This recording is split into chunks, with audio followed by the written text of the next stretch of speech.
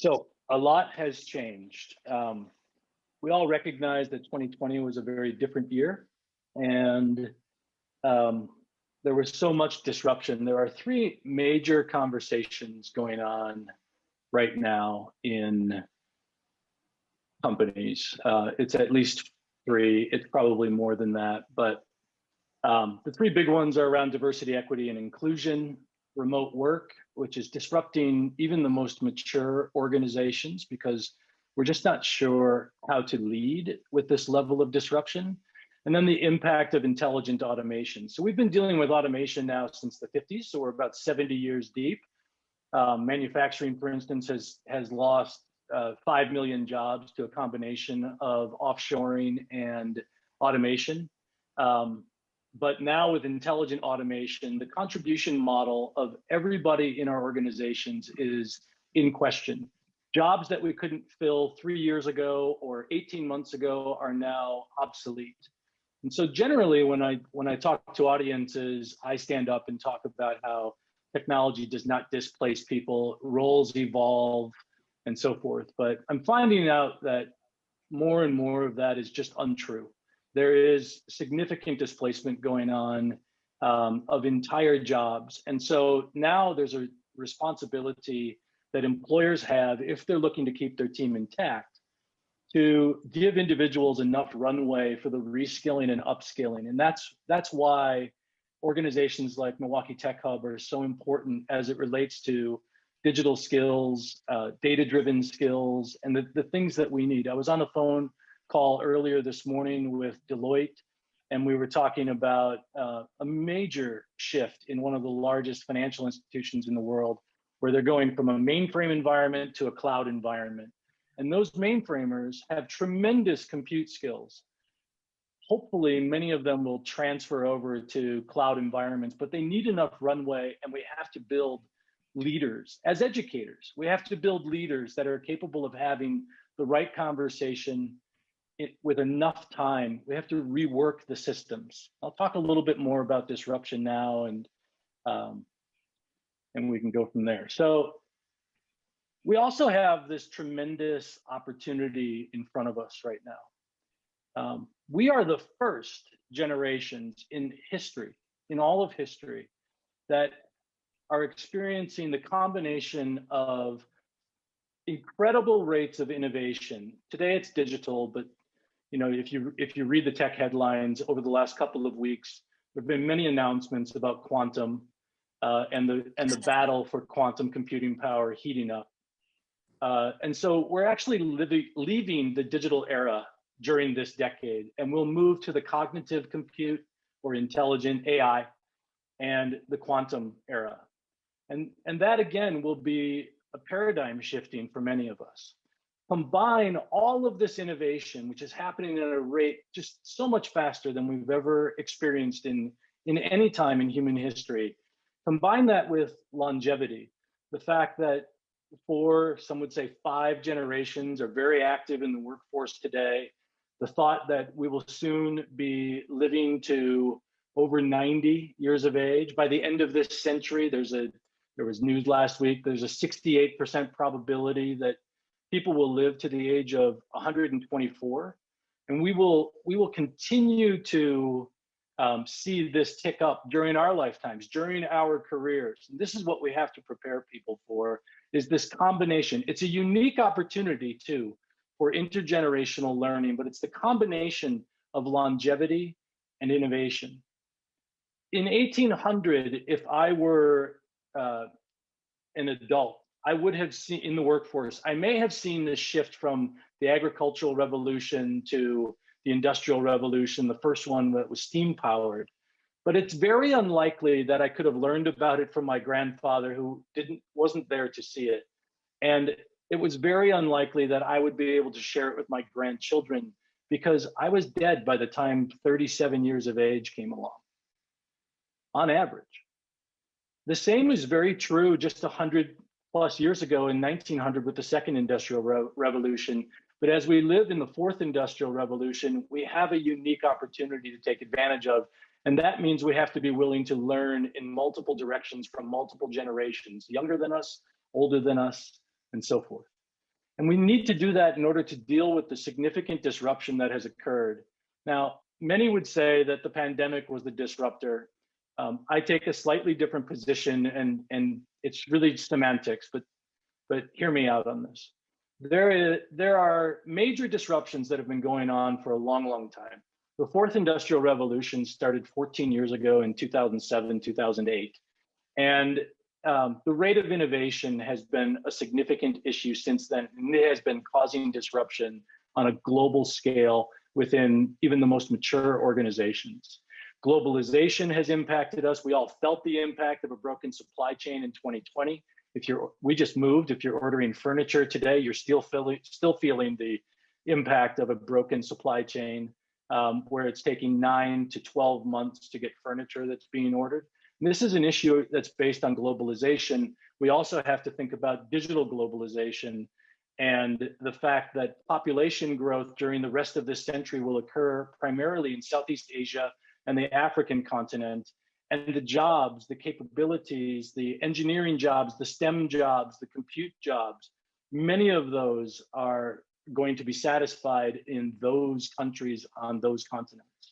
And then there's unexpected events. And the pandemic is certainly, not really a was yet, it is certainly an unexpected event. The same is true of climate events, the connected labor market crises. And then the second row that you see here are the accelerators to the disruption. The social justice and equity movement is another. What all of those have done, the three disruptions and the four accelerators, is it's forced us to re-examine and re-engineer the way we make decisions, the values and principles, sorry, bad weatherman technique there, values and principles that guide us, the where and how we learn and work, how we add or build value, depending on if we're an employee or a company. Our sense of community is shifting. The geopolitical landscape has shifted. And what we need today are human-centric systems based on personal narratives, finding passion, the passion to explore new opportunities, and then building scalable learning platforms. That's how the most significant organizations in the world today, Facebook, Apple, Netflix, Google, Amazon, that's how they have built the incredible value within their companies, is by building scalable learning platforms. And that starts within education. Very quickly, just to understand this issue around human adaptability, which is in fact improving. We are adopting technologies faster. We are adapting much more quickly. That was pushed to the limit in the past year. But what we are not doing is improving that capability to adapt at an exponential rate. It's technology that is improving at an exponential pace.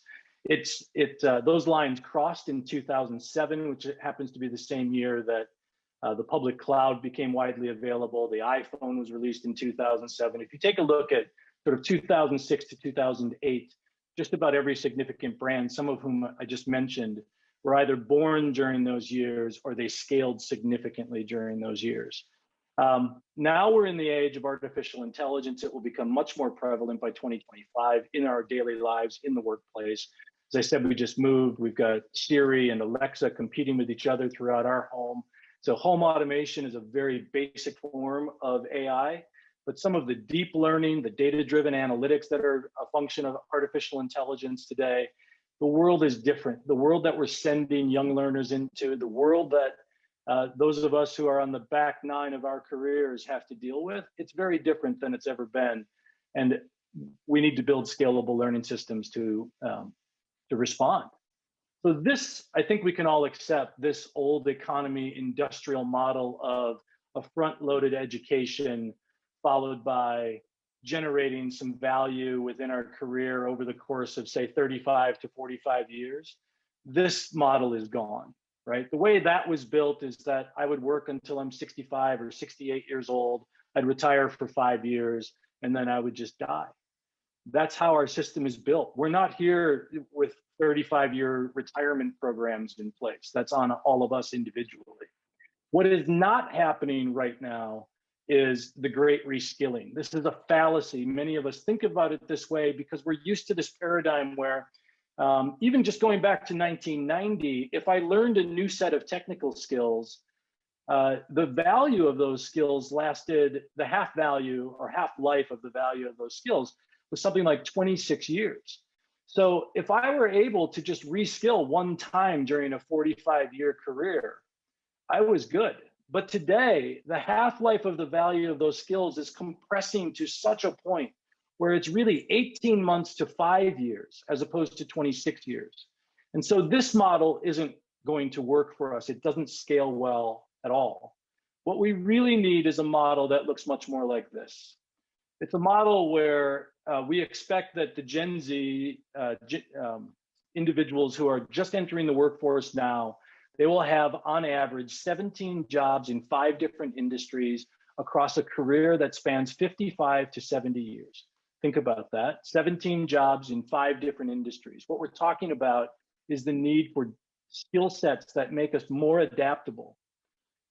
We need to teach people some agility, self-agency, learning in multiple domains, because I can't have the portability across 5 different industries in 17 different jobs if I don't develop skills across multiple domains, and again, throughout my career, not just at the front end, but throughout my career. So what we're talking about is creating a lifelong learning systemic engine. And that means that our mental models have to shift from the third industrial revolution, which was the era of compute and the need for STEM skills. Now, the computing era really started, the third industrial revolution, around 1969. I know that because that's the same year I started. And the STEM movement by name really got going in 2001. So imagine 3 decades to get started. And now we're 20 years into that movement. We don't have 30 years this time because of the rate of innovation. We don't have 30 years for the next movement to get started. We have to begin to build and deliver these systems right now. And what does that mean from an educational standpoint? If we take a look at the old model of education on the left, you'll find we focus on foundational skills. We get people prepared for their first career. We get people prepared for college, et cetera. It's very linear. Today, we have to be much more explicit about a sense of purpose, not to say that every young learner is going to leave the halls of our institutions of education knowing what their purpose is, but just understanding the importance of having that sense of purpose.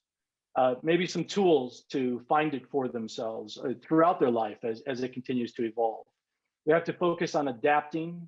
We have to focus on experiential and work-based learning. We have to build systems that allow people to understand that they will constantly not just be adding skills, but also shedding skills, letting go of skills that become irrelevant because of intelligent automation.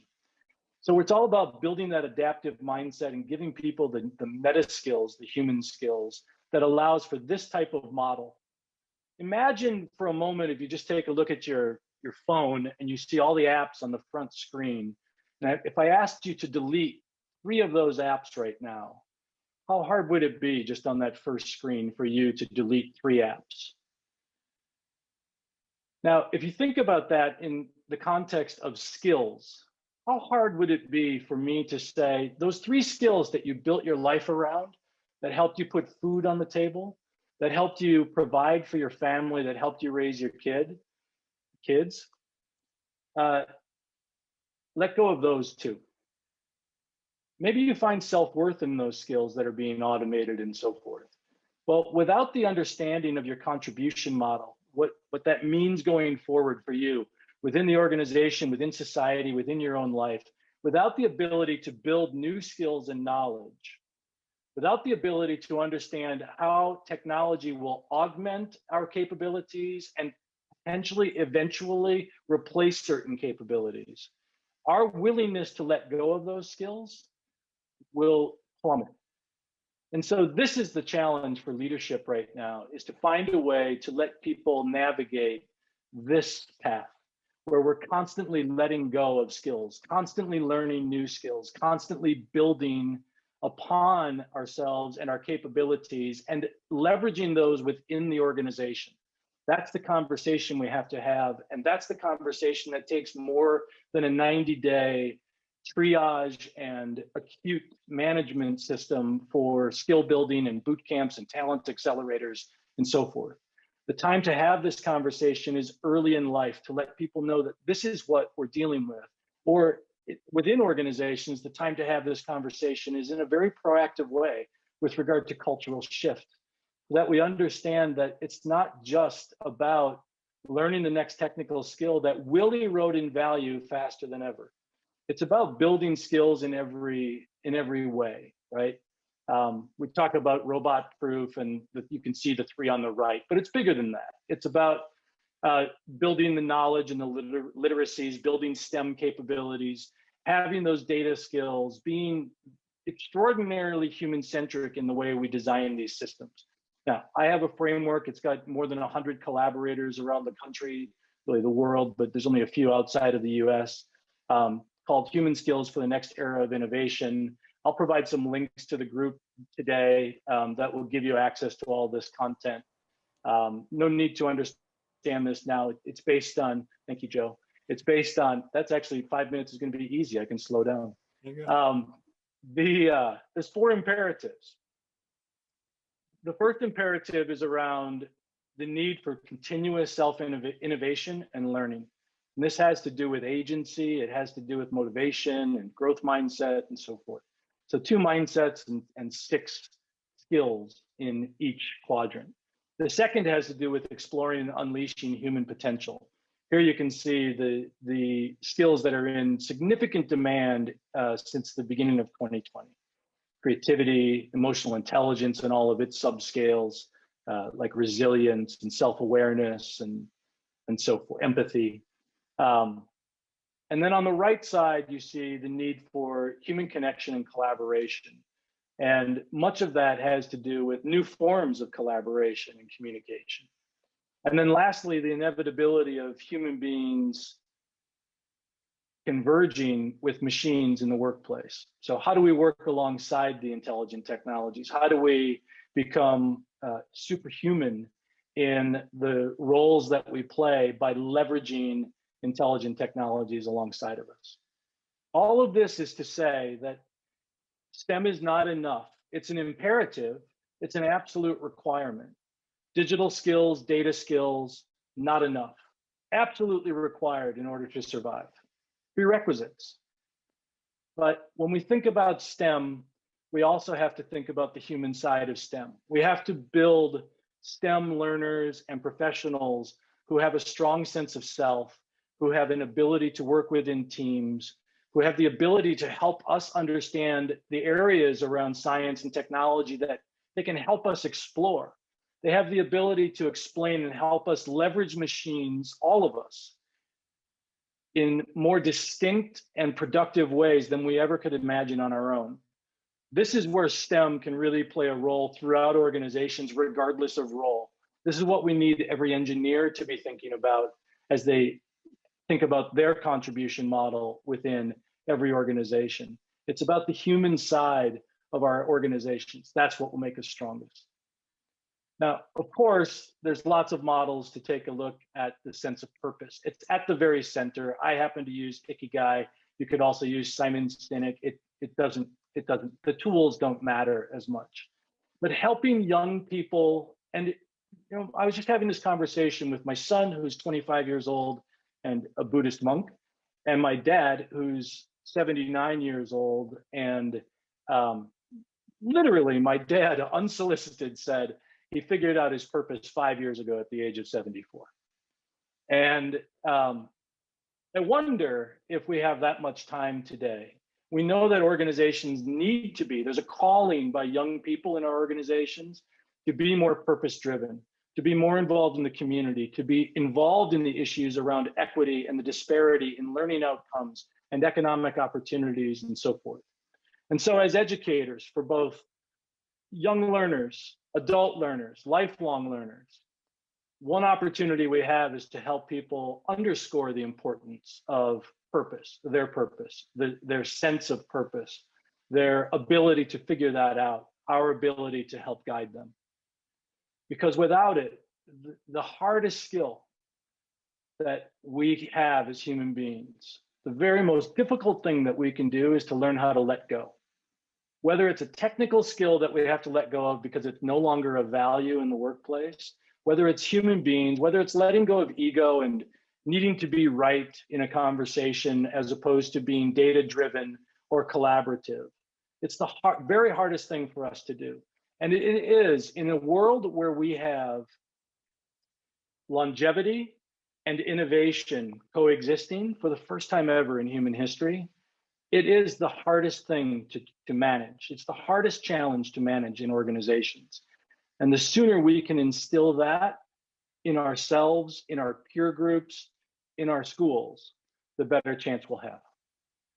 And I think by some miracle, I'll let go and say I finished a little early. Dude, you did it. Thanks you for did the it.